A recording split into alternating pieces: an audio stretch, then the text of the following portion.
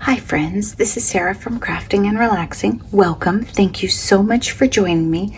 This is Smash Our Stash. This is a collaboration put on by Bourbon Creek Crafts, who is Beth here on YouTube. The idea is that each month there's a theme and we dig into our stash and use things up. This month is sort of a hard one because the variety of it is unending and I spent hours digging items out. It is die cuts and stickers, embellishments, just embellishments, all that kind of goodness.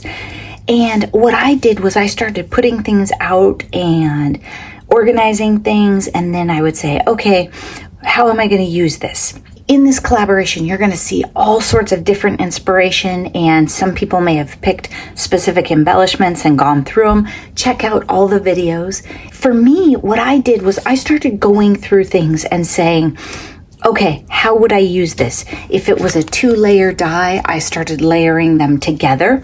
And for a bunch of different die cuts that I had, I put them on circles. I put some stamps on circles, some really cute bird stickers that I had in a pack.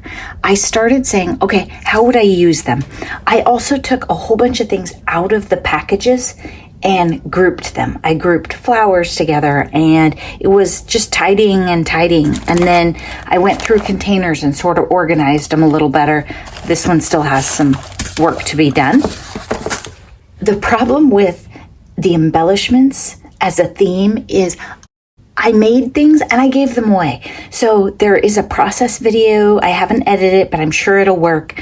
That'll come out later. And it's going to show you half a dozen dog cards that I got already and didn't take the final pictures. And so I don't have anything to put in here. But if you check out that video, there are more cards in it. Then I have all these embellishments ready to go. And I think what I'll probably do is play with these a little and say, okay, I'm going to make a card with these 3. And I used one of these. I could make another one. And the birds were, too many of them were facing the same way, so I didn't use them. Here I've layered up some paper that I was chopping the sentiments off of on a tag. So that's ready to go on a card, tissue box and things. Just putting things together and saying, okay, how would I use it? I'll show you the 5 cards that I have here and then the clusters that I was working on. This video is due out in the morning, so we are out of time.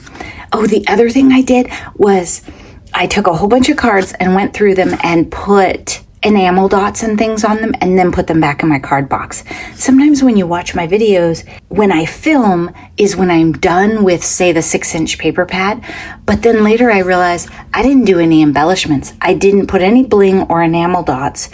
One thing about them is they store really well in the boxes, but I decked them all out, then I put them back in the boxes, and then I took the boxes to my mom's for her birthday.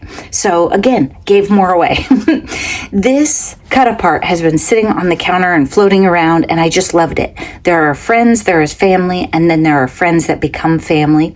I added enamel dots, dressed it up a little bit with a white pen, and then this was sitting on the counter and it was pretty close in color. You are appreciated, so I added that.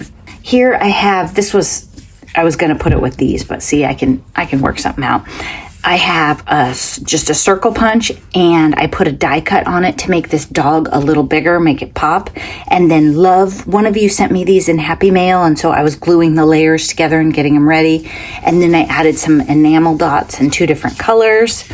And on the inside it says, thanks so much. I thought this would be good for the dog rescue too. And then look at this one. This one turned out fun. I had these circle punches that I made.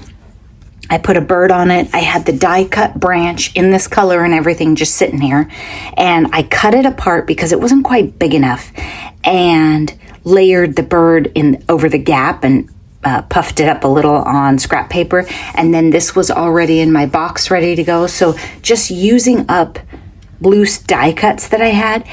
And to do this, I was using some paper that you sent me in Happy Mail and things from my scrap bin, because to use a variety of items, you don't necessarily want to get out a 6x6 pad that's all blue, right? I mean, even me.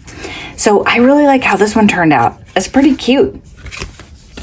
and I didn't spend a lot of time on it. Happy birthday. This paper was sent to me in Happy Mail, and then I had the happy birthday. I put some enamel dots, and there's washi down the middle of the seam. I should have cut it a little smaller because I would have liked a smidge more yellow.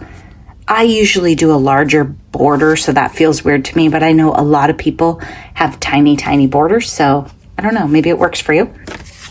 Look at this one. Random die cuts that were sitting around. Mary, a while ago, sent me a whole bunch of these cute little tiny die cuts, like this one I think came from her too, because she thought I would use them in my clusters. And I sat down and I was going to do that, and then I got sidetracked. But this card is cute. I like how it came out. And I might send this one to the dog rescue too, because it has a dog on it and she needs a lot of thank you cards because she thanks people. Okay, then you've seen me do this before, but I haven't done it on patterned paper, and I'm loving this one. I took a bit of this, stuff off the counter was the category, and then I started taking tiny embellishments. I have little tiny flowers that Kathy sent me in here, and I don't know, there was a flower of text, and I couldn't figure out if this, I think this was a sticker, but I couldn't get the parts apart, so I just glued it like that. And then this one, recently I got these tiny joys in Happy Mail, and there was a star on the counter and the bird, and then the stamp and little bit of a textile. I think that was like left from a Christmas tag.